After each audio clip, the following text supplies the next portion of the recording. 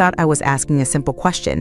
When can I see my grandkids? Jason replied instantly, "We're tired of you. Stay away." I dropped my phone. Not from shock, from clarity. "No, sorry, we're busy." Just banishment, like I was some stray they'd finally gotten tired of feeding. My jaw clenched. My hands shook. Not with sadness, with rage. I'd buried my husband. I'd raised Jason on my own. I paid their rent. I fed their kids. My name's still on the deed to that lake cabin they use like it's already theirs. And now they were tired of me? No. I opened the family group chat. Years of memories in those little blue bubbles. Birthdays. Baby's first steps.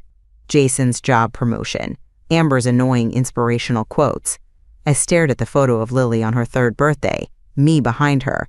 Both of us laughing. Faces lit with joy. I'd posted that. Now I was being told to disappear. My thumb hovered over Leave Group, but I didn't press it. Let them kick me out. I wasn't running this time. You want to push me out? Good luck. You forgot something. My name's still on the deed to the lake cabin. The one you tell your friends is ours. The one Jason offered to manage after your father died, promising to keep it in the family. You think I'm old and alone and easy to erase? Watch me. That text was just a match. Now I'm watching the whole house catch fire, and the best part? They won't even smell the smoke until it's licking at their ankles. Because what Jason and Amber don't know is this. I've already spoken to my lawyer once this year, quietly, just to see. And now? Now I'm booking the appointment. Now I'm done playing sweet. I wiped my eyes. Not tears, just smoke from bridges finally burning. I sat at the kitchen table the next morning. Same chair I'd always used. My coffee had gone cold. The room was still. I kept rereading that message. "We're tired of you. Stay away." The words didn't sting any less in daylight. But something else crept in. A doubt I hated myself for. Maybe they were just overwhelmed. Jason worked 60-hour weeks. Amber was never good with stress, especially when her own parents kept flaunting money like it grew on trees. Maybe I caught them on a bad night. Maybe I was too persistent. Maybe I slammed my hand on the table, the sound sharp in the silence. No, not again. I am not doing this again. This is how they trained me. Guilt and excuses like sugar on poison. Yes, Jason was tired. But he still had time to take his golf clubs to Tahoe last fall. Amber still had time to book family photos at that overpriced vineyard, the ones they never sent me a copy of. I remembered her crying in my arms 5 years ago, saying they couldn't afford daycare. I'd rearranged my whole life to help. Babysat, cooked, cleaned. When Jason lost a client, I loaned them $5,000. No interest, no questions, just love. They never paid it back, never even mentioned it again. But I let it go. Because that's what mothers do, right? I looked up at the family photo still hanging on the hallway wall. Taken at the cabin, everyone smiling. Amber had chosen matching navy blue outfits. Jason had grilled steaks. Lily had run to me every 5 minutes just to say, "Nana, look." That was only 2 summers ago. How do people change so fast? Or maybe they don't. Maybe they just stop pretending. I picked up the photo and set it face down on the table. The truth was clear. They didn't become cruel overnight. I just stopped pretending it was love when it was control. They didn't forget me. They discarded me. And the scariest part? I almost helped them do it. But not anymore. If they wanted me gone, fine. Let them find out what gone really looks like. They thought I had nothing. That was their first mistake. I could hear Amber's voice in my head. Soft, patronizing. She's on a fixed income now. She doesn't need the cabin. It's just sitting there. We'll take good care of it for the family. I used to nod. I used to agree. Let them act like it was theirs. I told myself I didn't need it anymore, not at my age. But that was before they told me to stay away. Now I remembered something they had conveniently forgotten. That deed, it's still in my name. I pulled the file drawer open in the study. Second drawer down, labeled Property and Taxes. Everything in my life was labeled, that's what happens when you run a house alone for 40 years. There it was, Pine Hollow Cabin.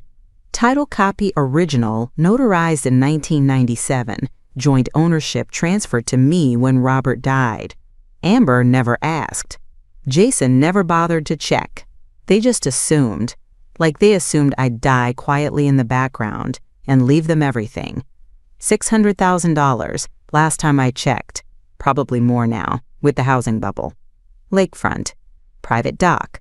2 renovated bedrooms. Stone fireplace. Newer septic. Every summer they paraded their friends through it like it was their vacation home. But that cabin? It was mine before Amber knew how to spell mortgage. I stared at the papers, my fingers tracing the embossed seal. Suddenly, my hands didn't shake anymore. I thought about what it meant, what I could do.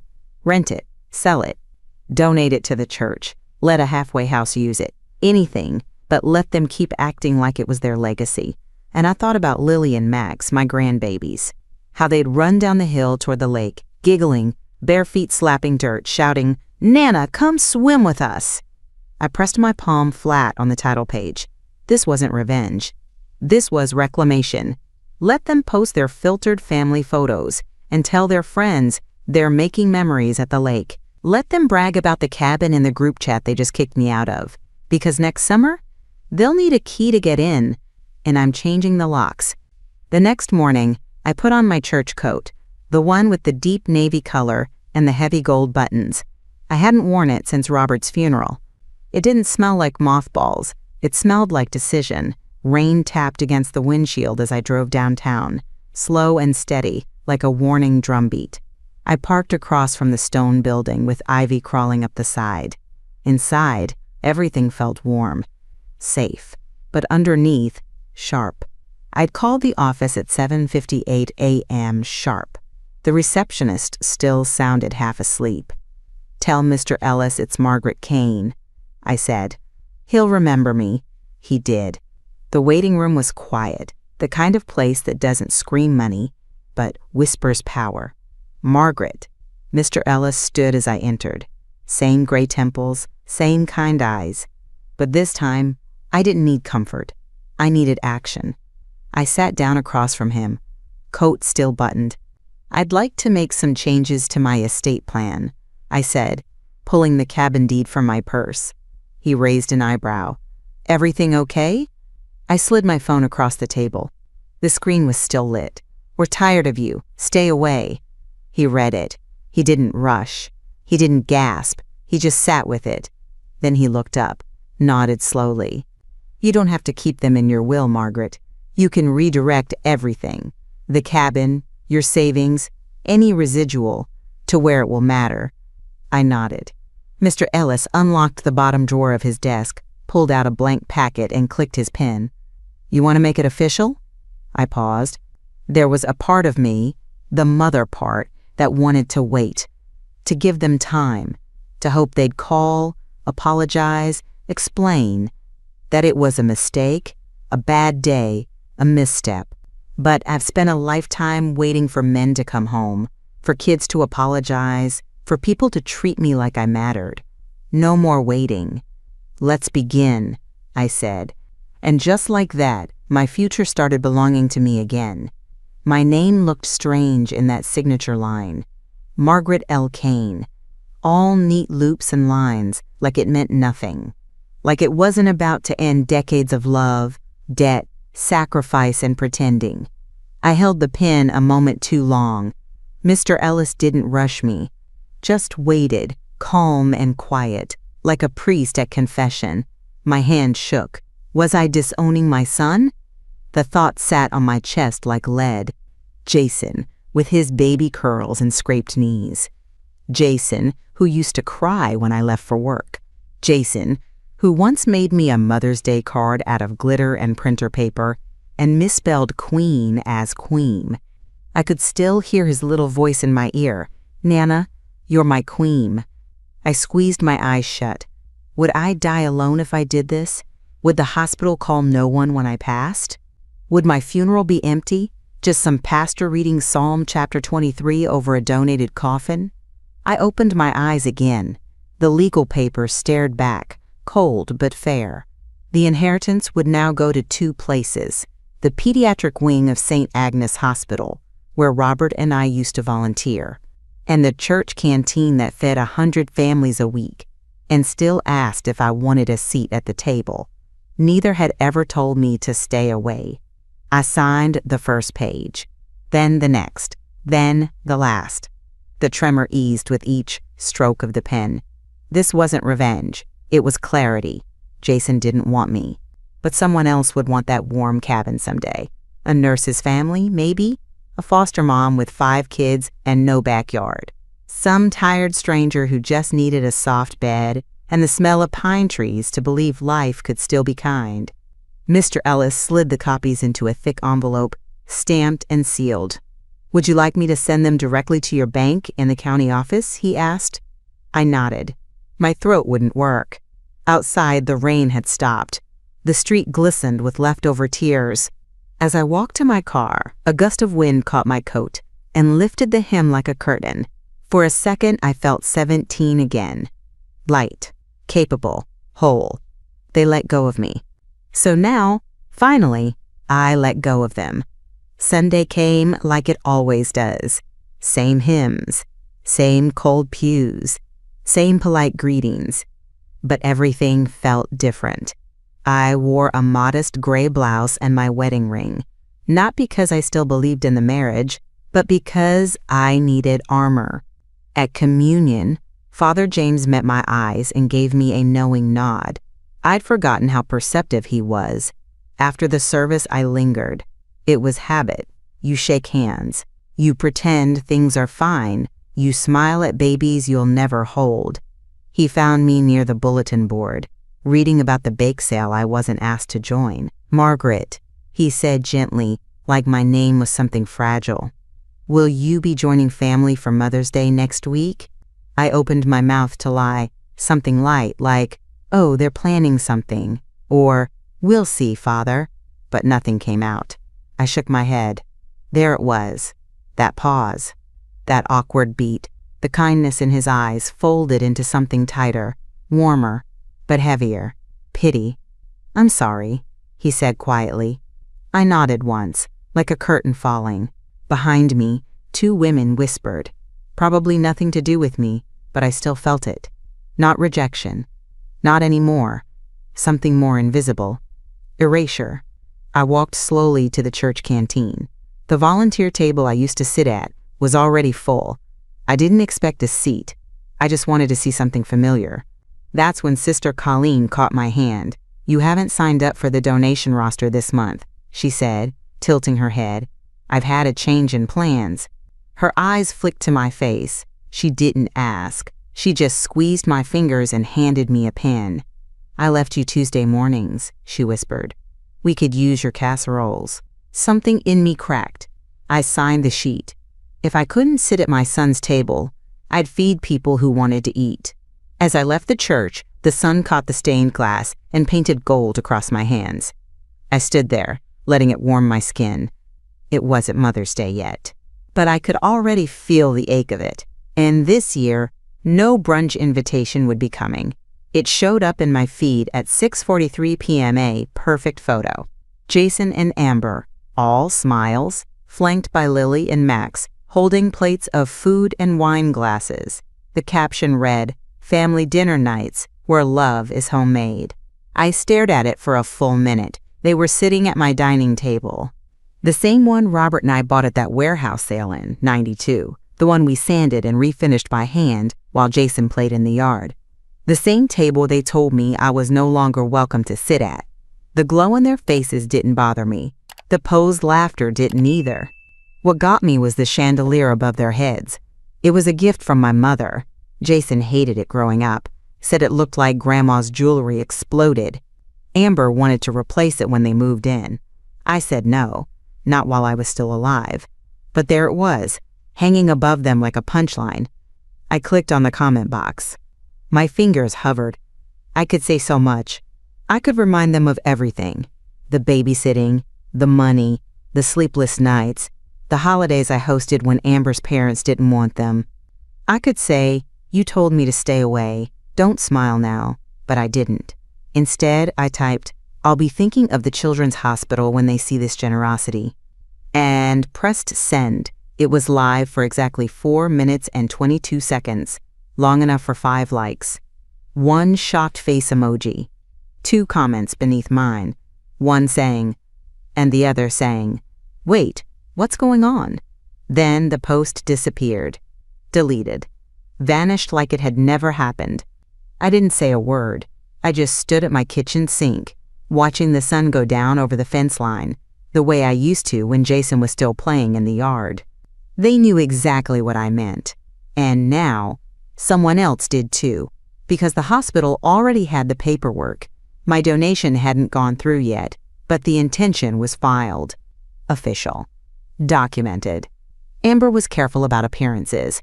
Always had been. But you can't unring a bell. And I just let the first one ring. The knock came just after dark. Not frantic. Not loud. Just 2 gentle raps on the back door. The one real friends still use. I opened it to find Mrs. Wong standing there, wrapped in a shawl and holding a steaming bowl in both hands. "Hot and sour soup," she said. "My mother's recipe, good for storms." Or sadness. I didn't know what to say. My mouth opened, then closed again. She stepped inside without waiting to be invited, like she knew I wouldn't stop her. She placed the bowl on the counter like it belonged there. "I saw what you wrote," she said quietly, not turning around. "On that Facebook post." My heart skipped. She finally looked up at me. Good. Just that. 1 word. But it landed like a blessing. I poured 2 cups of tea. We sat at the little kitchen table. The smaller one now, since they took the big oak one. Rain tapped against the window. She didn't press, she didn't gossip. She just said, "You've given that family everything. We all see it." I blinked hard. "I'm not trying to make a scene." "You didn't. They did, you just stopped pretending." It was quiet again, except for the hum of the refrigerator and the occasional clink of her spoon against the bowl. Then she said something I didn't expect. "My daughter stopped talking to me 3 years ago, said I was too critical of her parenting. I haven't seen my grandson since he was 4. I looked up. She smiled, but it didn't reach her eyes. "We carry so much. And still cook soup." I nodded. My throat felt thick. She reached into her coat and pulled out a folded flyer. "The church is collecting clothes for the shelter next week. They're short on volunteers. You'd be perfect. You know sizes. You know people." I took the paper, ran my fingers over the edges. Something to do. Somewhere to be. "I'll be there," I said. She stood, straightened her shawl. "Good," she said again. "Don't let them crush you." After she left, I sat at the table, sipping the broth slowly. It filled my kitchen with warmth I hadn't felt in weeks. No manipulation, no shame. Just soup, and kindness that didn't ask for anything in return. The call came the next evening, just after dinner. I almost didn't answer. I don't pick up numbers I don't recognize anymore. It's safer that way. But something in the area code made me pause. Jason's sister, Laura. We hadn't spoken in nearly a year, not because of any big falling out, just life, space, and the quiet drift that happens when you're not the center of anyone's world anymore. I picked up. "Hi, Aunt Laura," I said softly, the old habit still there. She sighed. Like she was relieved, I answered. "Hi, Margaret. I wasn't sure if you'd..." "Listen, I know things are tense. Tense. That's what they call exile now. I saw what happened on Facebook," she continued. "Amber's post, your comment, and now Jason's all wound up, saying you're changing the will." There it was. I didn't respond. I let the silence stretch. I wanted to hear it from you," she said. "Please tell me you're not really cutting him off?" Her voice cracked just slightly. The good daughter. The one who never fought for much, but still clung to the idea of family harmony like a drowning woman clutching a tablecloth. I took a deep breath. "They told me to stay away, Laura. They said they were tired of me."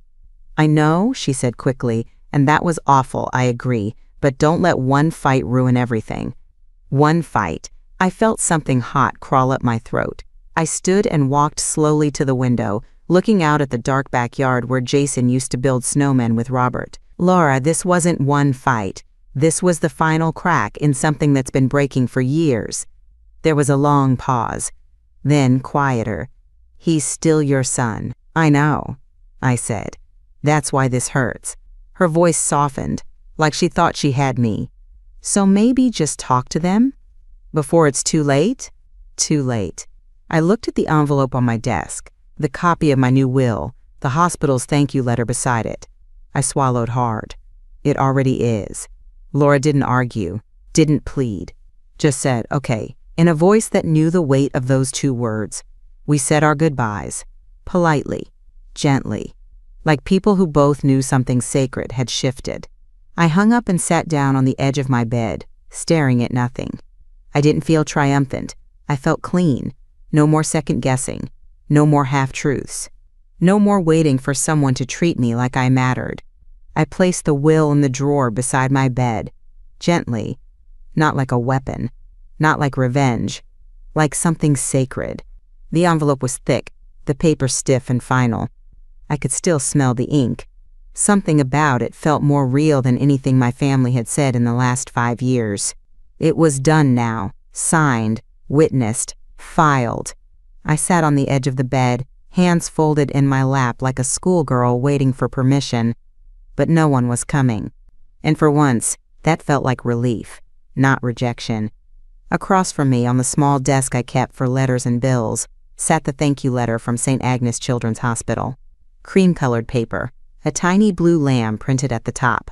Your commitment to our pediatric expansion wing means countless lives will be touched by your generosity. I touched the page lightly, like it might bruise. They'd called after receiving the letter from Mr. Ellis. The woman on the phone sounded stunned, not just grateful, stunned. She called me Margaret, not ma'am or donor or estate. She asked me if I'd ever like to visit the wing once it opened. They love when people read to them, she'd said. Would you ever consider? I had to cover my mouth with my hand. Not because I was crying, but because for the first time in weeks, I felt like I was being asked to exist. Not as a burden, not as a bank, just as a person. I looked back at the drawer. Jason would be furious. Amber would spiral, embarrassment layered over entitlement, like frosting on rot. But I wouldn't be there for it. I had casseroles to deliver, soup to stir, a hospital wing to tour. I had mornings to wake up without waiting for someone to need me only when it suited them. They would say I was cruel. Let them. I chose peace over pretending. I chose truth over tradition. I chose strangers who saw me over family who erased me. I turned off the lamp beside the bed and laid down, one hand resting lightly on the drawer.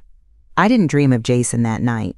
I dreamed of laughter in sterile hallways, of tiny shoes running down tiled floors, of sticky hands clutching my fingers and calling me Nana without shame. The message came through email, not text. Amber's version of formality. The subject line read, "Dinner?" I stared at it for 5 minutes before opening it, like it might bite. Inside. Hi, Margaret. Jason and I were hoping we could meet for dinner, just the 4 of us, to clear the air. No pressure, of course. We just think it would be good to talk in person. We've all been emotional lately. Life's too short for grudges. I almost laughed. Clear the air, she meant. Undo the damage. She meant put everything back where it was. Me quiet, useful, invisible. I closed the laptop and made myself a cup of tea. Sat at the kitchen table. Let the rain hit the windows. Then I picked up the phone. Mr. Ellis? It's Margaret.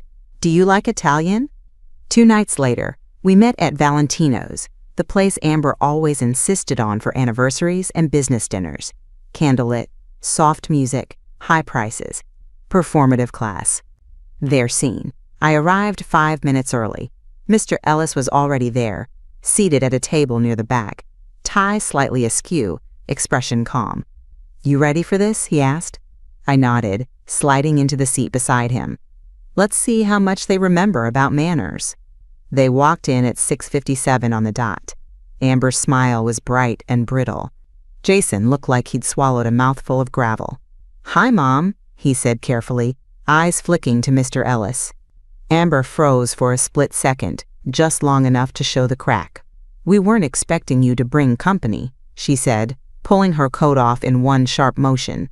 "I thought it might help keep things clear," I said, folding my napkin. "Since we're clearing the air," we ordered. Small talk filled the space. Tight, rehearsed, uncomfortable. Jason asked about my garden. Amber complimented my earrings. I sipped my water and waited. Finally, after the bread arrived, Amber leaned in slightly. "Margaret, we were really sorry to see your comment on Facebook. It made things complicated." I said. "That was the point." Jason cleared his throat. "We didn't mean for things to escalate like this. We just wanted some space. That's all. Families fight." "Yes," I said. "And some families lie." "Which brings us to dessert." I reached into my bag and pulled out the printouts. Time to return the favor. The restaurant hummed around us, quiet conversations, the soft clink of forks, the smell of garlic and roasted tomatoes. But our table? Still, tense. Amber kept adjusting her napkin like it might fold into a better version of this moment. Jason kept checking his watch, pretending not to. Me? I let the silence stretch. People always rush to fill silence, especially guilty people. "Thank you for dinner," I said finally, folding my hands neatly in front of me. "It's nice to sit down together. I used to think that's what families did." Jason opened his mouth, but I raised one hand, slow and polite, and reached into my purse.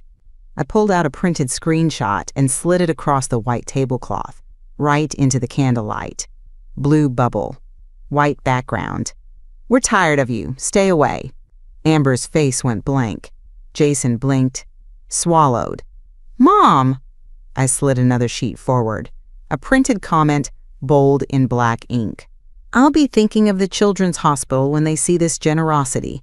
Their eyes flicked toward each other, and then toward Mr. Ellis, who hadn't spoken a word. "We were upset," Amber said finally, her voice light. "We didn't mean it that way." Jason nodded too quickly. "We never wanted to hurt you." "I believe that," I said, still calm. "But wanting and doing are two different things." The waiter approached with a dessert tray.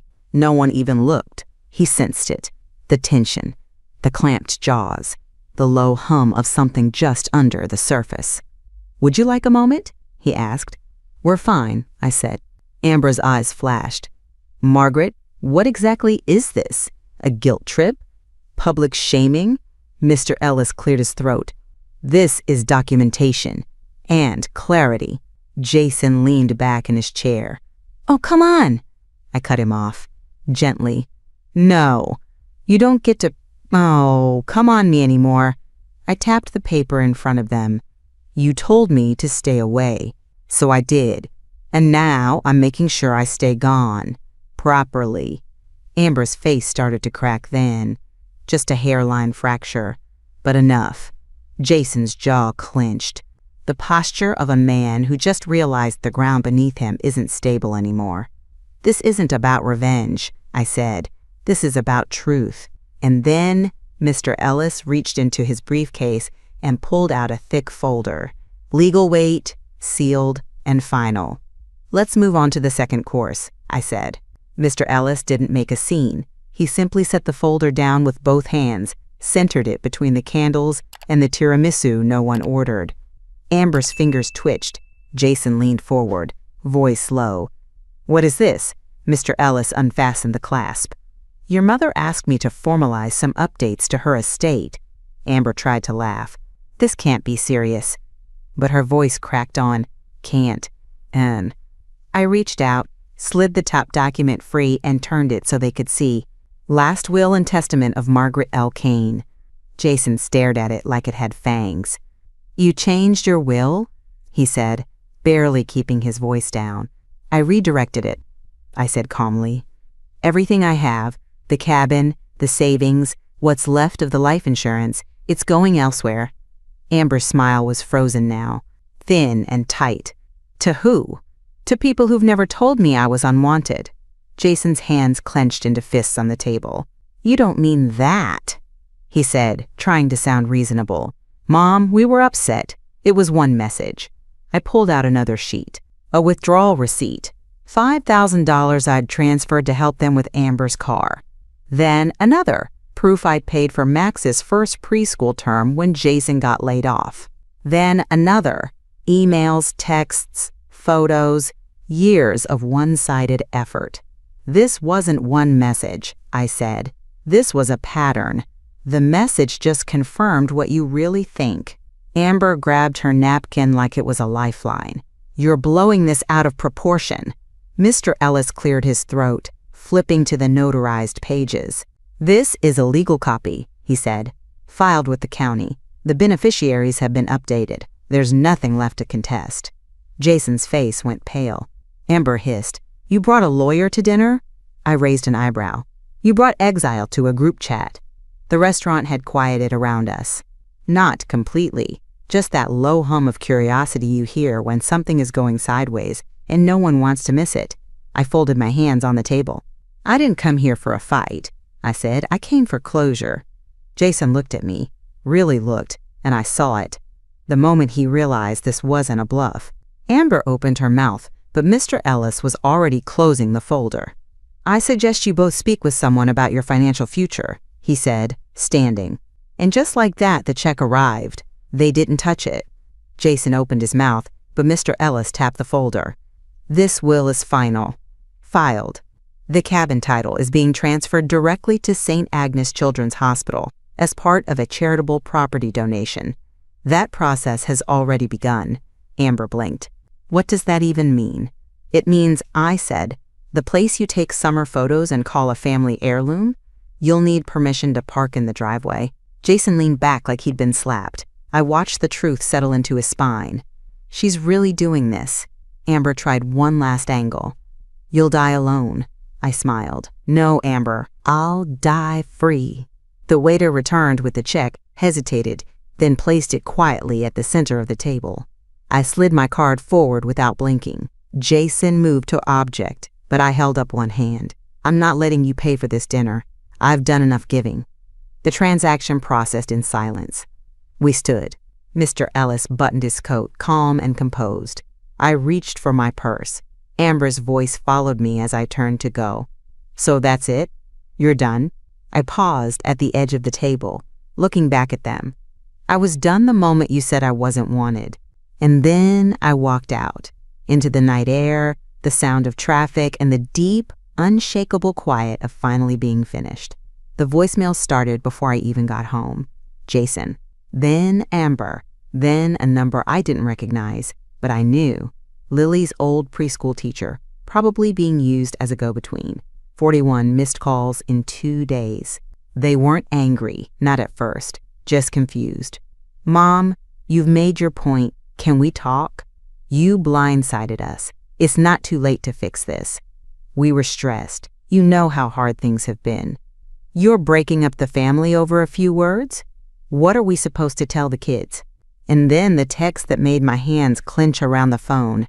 Don't do this just to hurt us. You're not that kind of person. That line stuck with me. You're not that kind of person. They still didn't see it, still thought this was a performance. A tantrum, something I'd undo if they just found the right mix of guilt and nostalgia. But they were wrong. I hadn't done this to hurt them. I'd done it because they already had. They didn't need me. They said so, in writing. So I let go. It wasn't vengeful. It was mathematical. I put in time, money, love, forgiveness, and the returns were lies, distance, conditional affection. I finally broke even by walking away. I kept my phone off most of that week. I cooked. I made banana bread for the church bake sale. I helped sort coats at the shelter drive. I took my neighbor's dog for a walk because his hip was acting up. And at night, I sat by the window with tea and a blanket and let the quiet settle inside me, not as punishment, but as peace. On the 7th day, I turned my phone back on. Nothing from Jason, just one text from Amber. We should have been more careful. I see that now. But you didn't have to go this far. I stared at it for a long time. I thought of Lily's laugh, Max's sticky hands, the cabin dock in early morning light. And then I deleted the message. We met one last time, not by plan, by proximity. The church was holding a fundraiser. tables of pies and used books and hand-knitted scarves. I had a corner table with banana bread and a few jars of homemade jam. Nothing fancy. Jason and Amber walked in around noon. Their entrance was quiet. No scene, just two people trying to look normal in a place that no longer felt like theirs. Amber spotted me first. Her smile was tight, fragile. Jason followed, slow, eyes low. He looked older than I remembered. Or maybe I'd just never seen him without the glow of assumption. They came to my table like nothing had happened. "Hi, Mom," Jason said, voice low, careful. Amber nodded.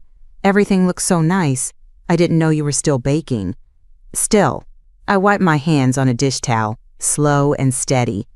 "Every Tuesday," Jason glanced around. "Can we talk?" I met his eyes. For a moment, I saw the boy I raised, the one who cried when I left for night shifts, the one who asked for pancakes at dinner and made up bedtime songs. But love doesn't excuse erasure. So I said it, quietly, simply. "You told me to stay away. I will. But so will my money." Amber flinched like she'd been slapped. Jason swallowed hard. "We made a mistake." "No," I said. "You made a choice. I'm just honoring it." The room kept moving around us. Someone laughed near the raffle table. A child dropped a cookie. The world didn't stop. It never does. Amber's voice was small. "Is there really no way back?" I looked at the table. Banana bread stacked in neat rows, labels hand-tied. My life now was small, but it was mine. I picked up a jar of strawberry jam and placed it gently in front of them. "This is all I have left to give." Jason looked down at it like it might explode. Amber just blinked. Then I turned away, not rudely, not dramatically, just finally. They didn't follow me. They stood there a moment longer, then drifted toward the exit like guests who stayed too long at a party that didn't want them. I never saw either of them inside the church again. I didn't tell anyone what happened. Not at church, not at the canteen, not at the grocery store where Mrs. Henson always asks how the grandkids are doing. I didn't need to, because they did. The story leaked, not all at once, not like a scandal, just cracks in a painted wall. It started with whispers in the school parking lot. A neighbor of Amber's sister overheard something. Then someone in Jason's office asked why he looked like he hadn't slept. Then the rumor reached the church prayer chain, of all places. Apparently she left everything to the hospital, the whole estate. Can you imagine? They didn't have the full story, just enough to know something broke, and that it wasn't me. Amber's Instagram got quiet. No more glossy family dinners, no more matching holiday pajamas or filtered captions about gratitude. Jason stopped showing up at Sunday services, and slowly people started to ask me questions, in soft voices, without judgment, just curiosity. "Is it true you're helping fund the new pediatric wing? Do you need help clearing out the cabin before winter? How did you stay so calm?" I always smiled. Tight, small, honest. Because I'm done explaining myself. And I was. One afternoon, Mrs. Wong and I sat on her porch, folding church bulletins. She leaned close and said, "I heard Amber's been calling around, trying to get ahead of it." I shrugged. "Let her talk." "You're not going to correct her?" I shook my head. "The truth holds still." She smiled, the way only women over 60 do. That mix of wisdom, sorrow, and amusement. By the third week, I had stopped checking my phone entirely. Not out of defiance, just peace. The world was finally rotating without needing my apology to do so. I had casseroles to prep. I had a hospital tour coming up. I had a child's drawing taped to my fridge that said, "Thank you, Miss Margaret," with a backwards G and a rainbow made of 6 browns. Jason and Amber? They had silence. They had each other. And, for the first time, they had to live in a world where I didn't show up to fix it. Mother's Day came. No card, no call, no knock at the door. I woke early anyway, dressed with care, not to impress, but out of respect for where I was going. A lavender blouse, soft earrings, comfortable shoes. At 9 a.m., I walked through the front doors of St. Agnes Children's Hospital.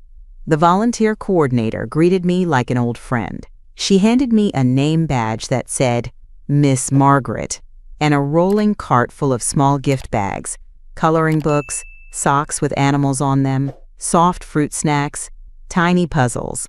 I walked the ward slowly, room by room, one bag at a time. No one asked where my family was. No one looked at me with pity. The kids grinned, some too tired to say much, some too small to understand. But their eyes lit up when they saw the stickers, the stuffed frogs, the glittery notebooks. One little girl, bald, bright-eyed, grabbed my hand and whispered, "Do you come here every day?" "Not every day," I said, "but often enough." She smiled like I'd said something magic. Afterward, I went straight to the church. The canteen was busy. Holiday weekends always are. People without invitations still need to eat. I tied on my apron and started ladling soup, chicken and rice, the good kind. No one asked what my children were doing. They just said, "Thank you." At the end of the shift, I sat on the back steps with a cup of lukewarm tea. My feet ached. My back twinged, but I felt whole. A boy from the shelter, maybe 12, maybe 15, walked by and nodded at me. "Happy Mother's Day, miss," he said. I nodded back. "Thank you." When I got home, I found a single envelope in the mailbox. No return address. Inside, a photo of Lily and Max. No note, just the picture. I studied it for a while. They looked happy. That's all I ever wanted. I didn't cry. I didn't frame it. I tucked it in a drawer behind the thank you letter from the hospital and whispered, "You wanted me gone." Instead, I found where I belong. Thank you for listening to Margaret's story. Have you ever witnessed a situation like this in your life or someone else's? Share your thoughts in the comments and tell us what city you're listening from.